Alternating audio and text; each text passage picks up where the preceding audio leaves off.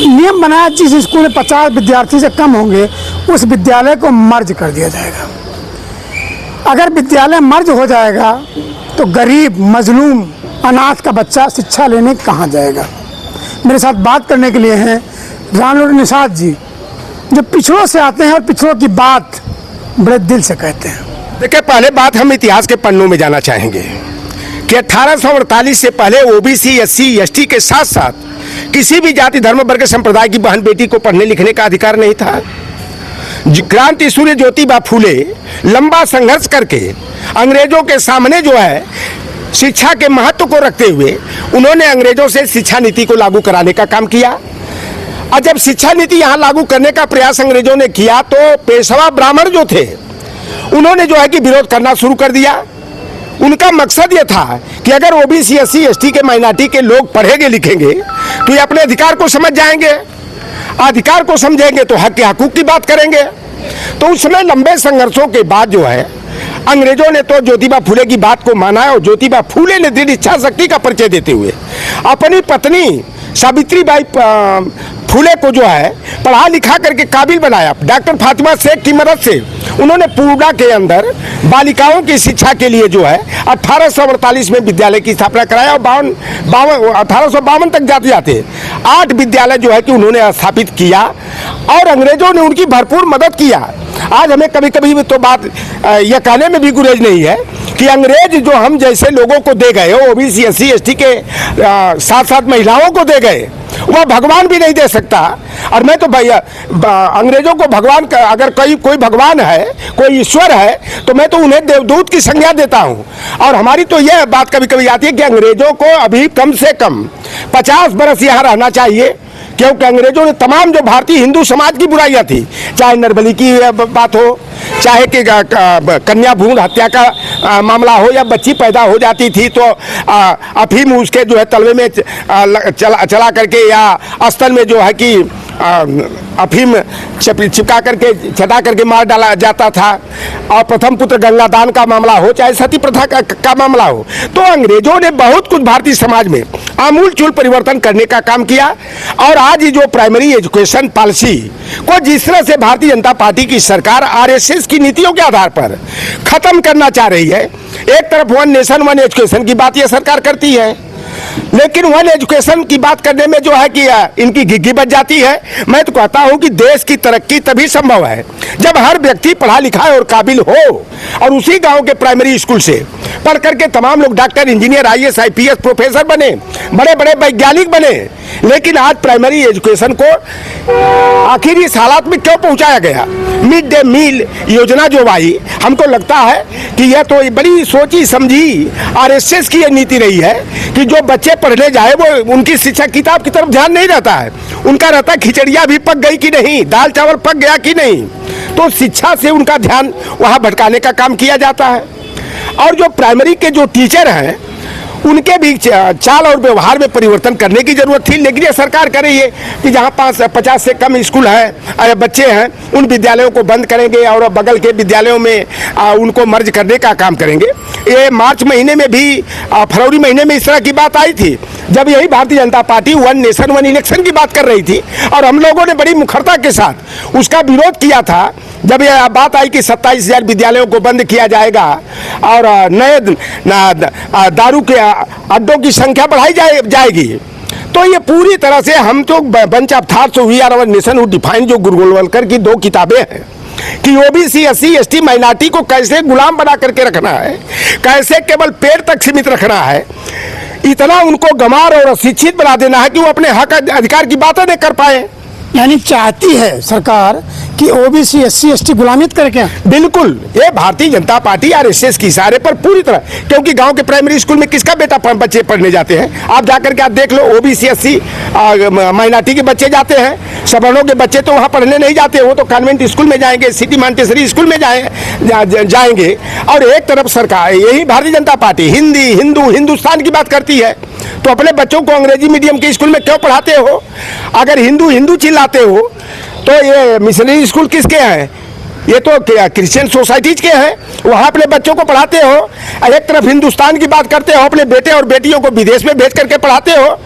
तो यह जो समाज हमारे के पिछड़े तबके के लोग हैं, उनको पूरी तरह से शिक्षा से वंचित रखने का काम किया जा रहा है। और यह जो बात मैंने देखा, जो पहला किए थे कि विद्यालयों को बंद करेंगे और दारू के ठेकों की संख्या में वृद्धि की जाएगी, तो मैंने कई जगह तहकीकात किया रास्ते में आते जाते कि जहां पहले दारू के 2 ठेके हुआ करते थे वहां 4 हो गए, 3 हो गए। जहां 1 ठेका दारू का था वहाँ जो है कि पता लगा कि डबल की संख्या कर दी गई। मैं अर्जुनगंज से जाता था, 2 ठेका, एक इस छोर पर उस छोर पर, अब बीच में 2 ठेके और हो गए कंपोजिट वाले। तो ये यानी कि आप तो शिक्षा से दूर रहो और मेहनत मजदूरी करके अगर 400-500 रुपया कमाए तो शाम को जो है वहाँ बर्बाद करके जाए।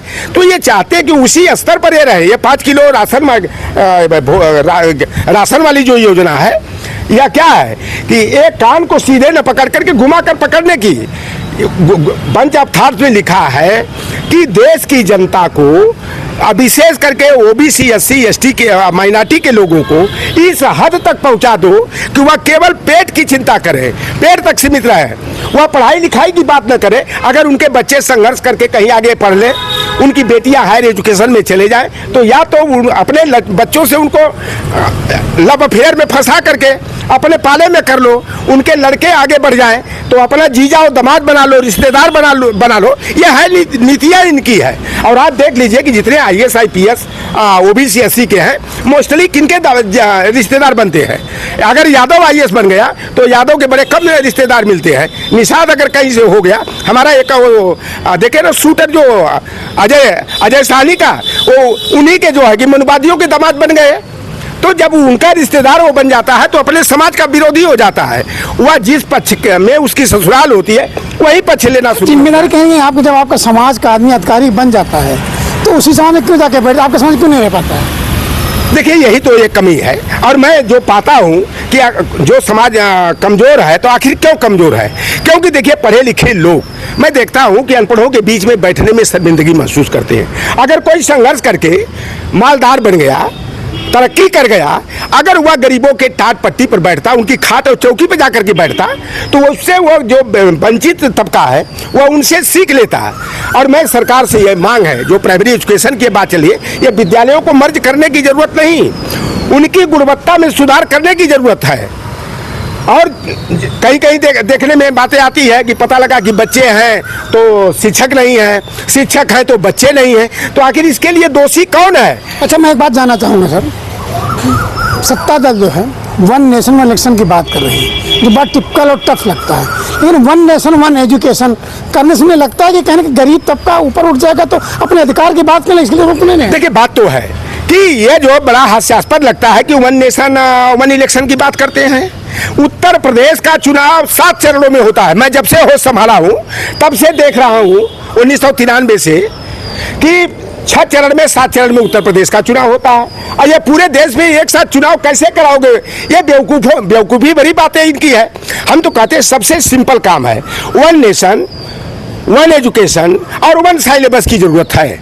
और यह काम करना बड़ा आसान है, लेकिन सरकार जो है कि मनसा ही नहीं है कि ओबीसी, एससी, एसटी, माइनॉरिटी के बेटे बेटियां अच्छी शिक्षा लेकर के वह तरक्की के मार्ग पर वो जाएं। या तो इनको जानवर बना करके रखना चाहते हैं, भूखा नंगा बना करके रखना चाहते हैं। इसलिए शिक्षा की मौलिक व्यवस्था में जो है कि सुधार करने की चिंता यह सरकार नहीं करती है। और हम लोग जो है कि इसके प्राइमरी स्कूल बचाओ को लेकर के जगह जगह जो है कि एक पदयात्रा निकाल करके सरकार पर दबाव बनाने का प्रयास किया जाएगा कि सरकार जो है शिक्षा की गुणवत्ता में सुधार करे। जो कॉन्वेंट का सिलेबस है वो गांव के प्राइमरी स्कूल के सिलेबस में सुधार करे। तो क्या सरकार यही चाहती जो 85% है तो सिर्फ अपने कर्तव्य की जानकारी रख के अधिकार न समझ पाए क्या? अगर पढ़े लिखेंगे नहीं तो वो जानेंगे क्या? अभी बहुत से लोगों से जाकर के आप पूछ लो, उत्तर प्रदेश आरक्षण नियमावली का कख नहीं जानते हैं, केंद्रीय आरक्षण नियमावली क्या है उसे जानते नहीं, मंडल कमीशन जानते नहीं, कर्पूरी ठाकुर का क्या योगदान है, मुलायम सिंह यादव का क्या योगदान है तो जानते नहीं, और कुछ जानते हैं तो जाति के दायरे में उसको तोड़ना शुरू कर देते हैं। तो यह सबकी जिम्मेदारी है, हमारी भी वो जिम्मेदारी है कि देश का एक नागरिक समझ करके हमें एक जिम्मेदार नागरिक समझ करके हमें भी जो है कि जहां सरकार की नीतियां हमारे समाज के विरोध में है, उसका मुखर होकर के विरोध करने की जरूरत है। और यह सरकार जो है, ये प्राइमरी के जो स्कूल है ना, ये मर्ज करने की बात नहीं, ये प्राइवेट सेक्टर में देंगे। आप देख लेना, या अंबानी अदानी का जो है कि वहाँ गोडाउन वहाँ खुलवा देंगे विद्यालय में। दिल्ली में एक सुधार, बहुत अच्छा काम हुआ था। हर व्यक्ति की 5 आवश्यकता होती है: रोटी, कपड़ा, मकान, शिक्षा और चिकित्सा की। आप देख लो कि हेल्थ स्कीम सरकार की कितनी फेल है, एजुकेशन पॉलिसी कितनी इनकी डावाडोल है। तो यह जब वही केजरीवाल वहाँ पर शिक्षा के क्षेत्र में सुधार किए, मोहल्ला क्लिनिक खुलवाए और सरकारी जो स्कूल थे उनकी शिक्षा के स्तर को बेहतर बनाने का प्रयास किए, तो अधिकारियों के लड़के उस सरकारी स्कूल में एडमिशन कराने के लिए लाइन लगाने लगे। अच्छा, आपने आरोप लगाया सरकार जानती नहीं नीति क्या है, कुनीति क्या है, पॉलिसी क्या है, फिर वो सत्ता में आ जाती है और आप नहीं आ पाते हैं, क्यों?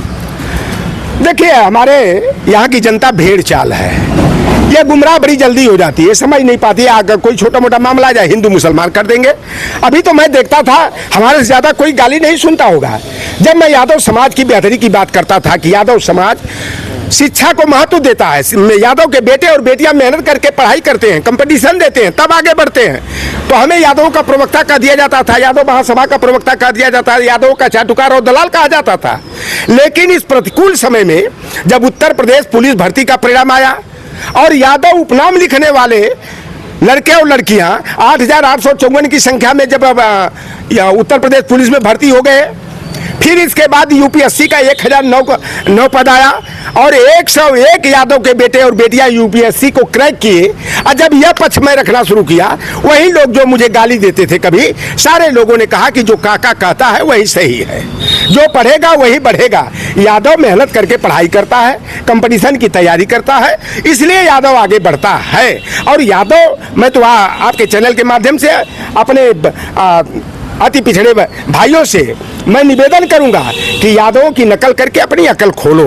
जिस तरह यादव समाज जो है प्रतिकूल समय को देखते हुए अनुकूलता में बदलने के लिए मेहनत करता है, तो आप भी यादव की तरह जो है प्रतिकूल समय को अनुकूल बनाओ, आप भी आगे बढ़ोगे।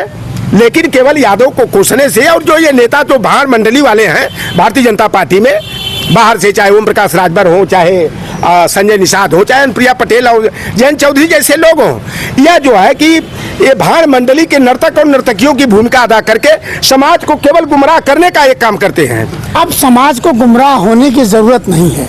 मेरे साथ लौटन साथ जी थे, जिन्हें काका कहा जाता है, खाता ना बही, लौटन काका जो कहीं वही पिछड़े ओबीसी SC ST के लिए होगा सही।